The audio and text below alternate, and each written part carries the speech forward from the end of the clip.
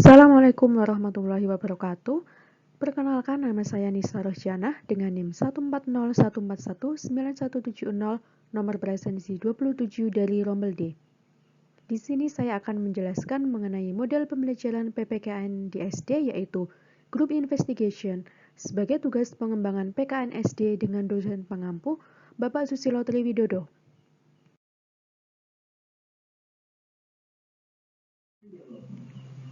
Yang pertama adalah model pembelajaran.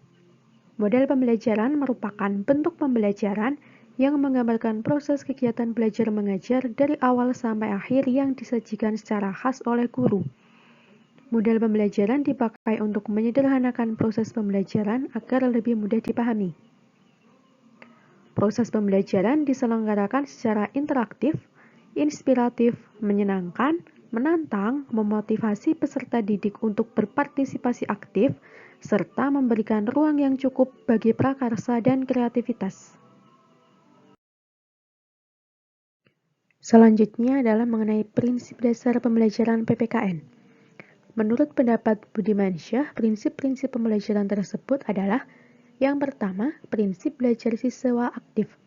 Aktivitas siswa hampir di seluruh proses pembelajaran, dari mulai fase perencanaan di kelas, kegiatan lapangan, dan pelaporan. Yang kedua, kelompok belajar kooperatif. Prinsip belajar kooperatif yaitu proses pembelajaran yang berbasis kerjasama. Yang ketiga, pembelajaran partisipatorik. Prinsip dasar pembelajaran partisipatori adalah siswa belajar sambil melakoni atau learning by doing. Contoh belajar ini adalah dengan hidup berdemokrasi. Yang keempat adalah reactive teaching. Prinsip dari reactive teaching adalah menekankan bagaimana guru menciptakan strategi agar murid mempunyai motivasi untuk belajar. Model pembelajaran Group Investigation. Menurut Trianto tahun 2009 halaman 78, Group Investigation adalah tipe pembelajaran berkelompok yang melibatkan siswa dalam perencanaan baik dari topik yang dipelajari dan bagaimana jalannya penyelidikan mereka. Group Investigation adalah tipe pembelajaran yang kegiatan pembelajarannya dilakukan secara bersama-sama atau berkelompok dan struktur dengan baik, di mana siswa ikut berperan dalam pembelajaran yang dilaksanakan guna memecahkan masalah. Adapun langkah-langkah model pembelajaran Group Investigation, yang pertama adalah pemilihan topik. Guru menyajikan sebuah masalah yang memancing perhatian siswa. Guru akan menggiring perhatian siswa terhadap reaksi atas permasalahan yang akan dibahas dan kemudian siswa diorganisasikan dalam bentuk kelompok kecil. Yang kedua adalah implementasi. Siswa melaksanakan prosedur yang telah dirancang dengan melibatkan berbagai sumber di dalam dan luar sekolah.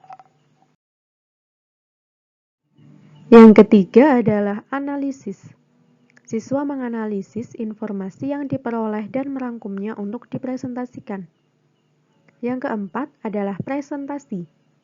Setiap kelompok mempresentasikan hasil dari topik-topik yang telah dibahasnya dan memberikan kesempatan kepada kelompok lain untuk memberikan tanggapan. Yang kelima adalah evaluasi. Guru menilai kontribusi masing-masing kelompok dan memberikan arahan terhadap topik yang dipresentasikan oleh kelompok. Selanjutnya adalah mengenai kelebihan model pembelajaran Group Investigation. Yang pertama adalah melatih sikap aktif peserta didik. Yang kedua, mengembangkan rasa tanggung jawab siswa ketika pembelajaran. Yang ketiga, pembentukan peserta didik menjadi makhluk sosial yang bertanggung jawab. Dan yang keempat adalah mengembangkan kreativitas siswa, baik secara individu maupun kelompok. Dan masih banyak lagi kelebihan dari model pembelajaran Group Investigation ini. Selain memiliki beberapa kelebihan yang sudah kita bahas tadi, terdapat pula kekurangan dari model pembelajaran Group Investigation. Antara lain, yang pertama adalah sedikitnya materi yang tersampaikan pada satu kali pertemuan. Yang kedua, sulitnya memberikan penilaian secara personal. Yang ketiga, tidak semua topik cocok dengan model pembelajaran Group Investigation. Dan yang keempat adalah siswa yang pendiam akan sedikit mengalami hambatan. Yang terakhir yang akan kita bahas mengenai model pembelajaran Group Investigation adalah penerapannya. Nah, kita akan membahas penerapan group investigation pada materi globalisasi. Yang pertama, tentunya kita bagi dulu peserta didik menjadi beberapa kelompok. Lalu yang kedua adalah peserta didik diminta untuk mengamati dampak dari globalisasi terhadap kehidupan sehari-hari, bisa dari dampak positif, negatif, dan dampak bagi kehidupan. Yang ketiga adalah peserta didik menganalisis dan menyimpulkan dampak dari globalisasi yang sudah mereka amati, kemudian menentukan sikap terhadap pengaruh globalisasi.